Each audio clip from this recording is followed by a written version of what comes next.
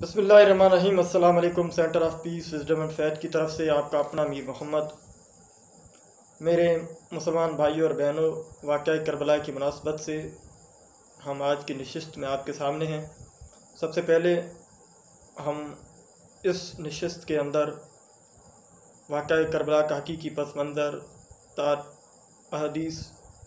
अहदीस रसूल सल्लल्लाहु अलैहि वसल्लम, कुतुब तारीख़ और इल्म रिजाल की जो कुतुब है उनकी रोशनी में आपके सामने बयान करेंगे।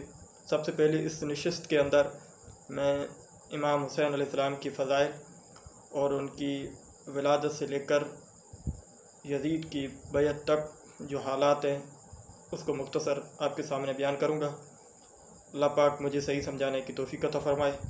और इसके अलावा मज़ीद हम उसके बाद यज़ीद की बैअत के बाद जो हालात पेश आए उस पर हम बहस करेंगे।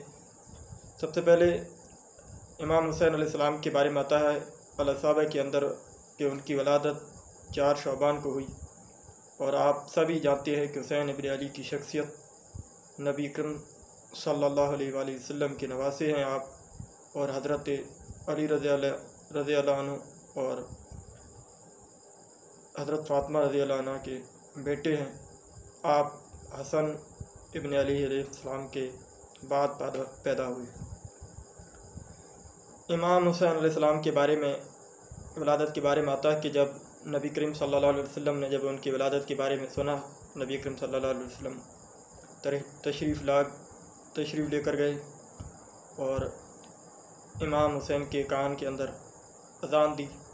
और उसके बाद अकीक़े के बारे में आता है और चांदी भी उन्होंने खैरात की। हुसैन इब्न अली की शख्सियत किसी तारीफ़ के मोहताज नहीं है। हम जैसे बंदे उनकी तारीफ़ क्या करेंगे। उसकी तारीफ़ नबी अकरम सल्लल्लाहु अलैहि वसल्लम की पाक शख्सियत ही कर सकती है, और उसकी ज़बान ही इस अज़ीम शख्सियत की तारीफ़ का हक़ अदा कर सकती है। नबी अकरम सल्लल्लाहु अलैहि वसल्लम ने हज़रत हसन और हुसैन अलैहिस्सलाम के बारे में फ़रमाया कि ये दोनों मेरी दुनिया में 2 फूल हैं। और सुनन तिरमिज़ी के अंदर आता है कि नबी करीम सल्लल्लाहु अलैहि वसल्लम एक बार बैठे थे कि नबी करीम सल्लल्लाहु अलैहि वसल्लम के कंधे पर चादर थी। नबी करीम सल्लल्लाहु अलैहि वसल्लम के पास पहले हज़रत हसन आए। नबी करीम सल्लल्लाहु अलैहि वसल्लम ने हसन को चादर के नीचे लिया, फिर हुसैन आए, फिर हज़रत फ़ातिमा, फिर हज़रत अली रिज़वानुल्लाहि अजमईन। जब 4 आ गए तो नबी करीम सल्लल्लाहु अलैहि वसल्लम ने कहा कि या अल्लाह ये मेरी अहले बैत हो। फिर आयत तत्हीर तिलावत की, जिसका तर्जमा यह है कि ए अहले बैत, अल्लाह पाक आपसे सिर्फ यही चाहता है कि आपसे हर उस पलीती को दूर कर दे और आपको खूब पाक और साफ़ कर दे। और नबी करीम सल्लल्लाहु अलैहि वसल्लम उनसे एक अज़ीम शफ़क़त और मोहब्बत और प्यार करते थे।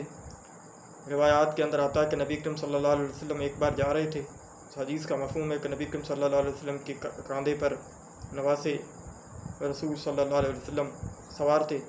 तो किसी सहाबी ने बोला कि कितनी प्यारी सवारी है, यानी नबी करीम सल्लल्लाहु अलैहि वसल्लम को कहा।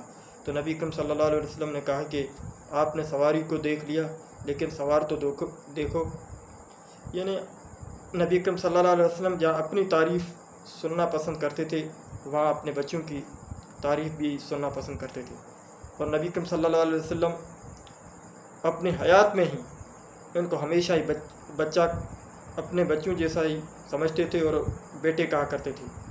और नबी करीम सल्लल्लाहु अलैहि वसल्लम के हज़रत हुसैन के बारे में हदीस है कि हुसैन मुझसे है और मैं हुसैन से हूँ। हुसैन मेरी, ये अल्लाह उससे मोहब्बत करे जो हुसैन से मोहब्बत करे, और हुसैन मेरी नस्लों में से एक नस्ल है। नबी करीम सल्लल्लाहु अलैहि वसल्लम एक बार खुतबा दे रहे थे तो हज़रत हुसैन अलैहिस्सलाम आए, तो नबी करीम सल्लल्लाहु अलैहि वसल्लम ने दौड़कर उनको पकड़ा और फिर मिंबर पर आकर फिर से खुतबा शुरू किया। तो नबी करीम सल्लल्लाहु अलैहि वसल्लम जिस तरीके से मोहब्बत, प्यार और शफ़क़त हसनैन करीमैन अलैहिस्सलाम व रिज़वानुल्लाहि अजमईन से करते थे, वो अपनी मिसाल आप है। और यकीनन ये दोनों शख्सियात और नबी करीम सल्लल्लाहु अलैहि वसल्लम के दोनों नवासे अपनी मिसाल आप है, और उनके कारनामे उम्मत मुस्लिमा اور ہر باضمیر اور ہر اہل ایمان کے لیے ایک اسوہ حسنہ ہے۔ نبی کریم صلی اللہ علیہ وسلم کے بعد حضرت ابوبکر کی خلافت اور حضرت عمر فاروق رضی اللہ عنہ کے دور خلافت، اور اس کے بعد حضرت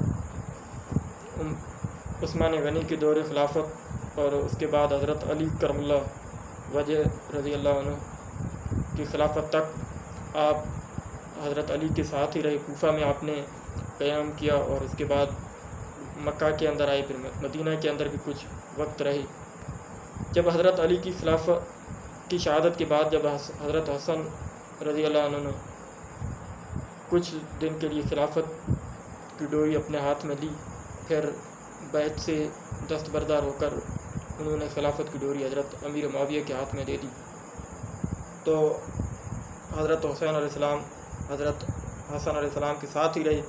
بعد میں جب حضرت امیر معاویہ کی ڈیتھ ہو گئی کہ آپ اس دنیا سے تشریف لا گئے، واپس چلے گئے، تو خلافت کی جو ڈوری ہے وہ یزید کے ہاتھ میں آ گئی۔ تو امام حسین علیہ السلام پہلے دن سے ہی اس کی مخالفت کرتے تھے، کیونکہ ان کو پتہ تھا کہ یہ ایسے شخصیت ہیں، یہ ایسے بد کردار اور بد عقیدہ لوگ ہیں جو لوگوں پر ان کے مرضی کے خلاف مسلط ہوئے ہیں، اور امام حسین علیہ السلام چاہتے تھے کہ خلافت کا طریقہ جس طریقے سے پہلے آ رہا تھا اس طریقے سے آئے کہ لوگ اپنی طاقت اور اپنی مرضی کے مطابق تختوں پر نہ بیٹھے، بلکہ عوام کی رائے اکثریت سے یا جو قابل بندے ہیں ان کی رائے سے ہی خلافت پر آئیں، اور جو اس کا اہل ہو وہی خلافت پر بیٹھے۔ تو حضرت امام حسین علیہ السلام نے یزید کے پہلے دن سے مخالفت کی، اور یہ مخالفت کوئی اس وجہ سے نہیں کی کہ معاذ اللہ کوئی حضرت امام حسین علیہ السلام کو اپنی تخت اور تاجر کے لالچی کے اس کی حرس میں آئے، بلکہ امام حسین علیہ السلام چاہتے تھے کہ جو خلافت منہاج النبوہ کا جو دور ختم ہوا ہے، اور اس کے بعد ہم چاہتے ہیں کہ جو انہوں نے مثال چھوڑی ہیں خلفائے راشدین ہیں، ہم سب اس کو ساتھ لے کر چلیں۔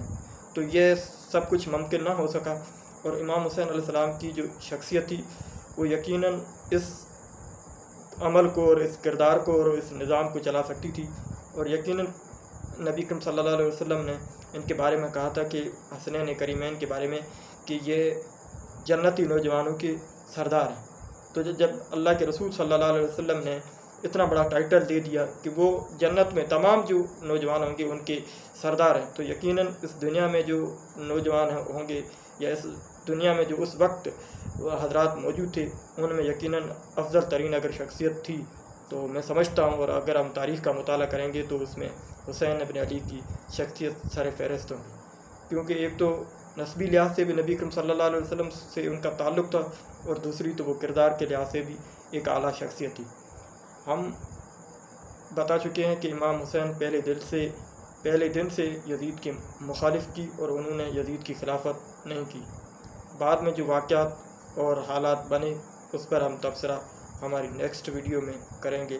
اللہ پاک سے دعا ہے کہ اللہ پاک ہم سب کا حامی و ناصر ہو۔ وما علینا الا البلاغ۔ السلام علیکم۔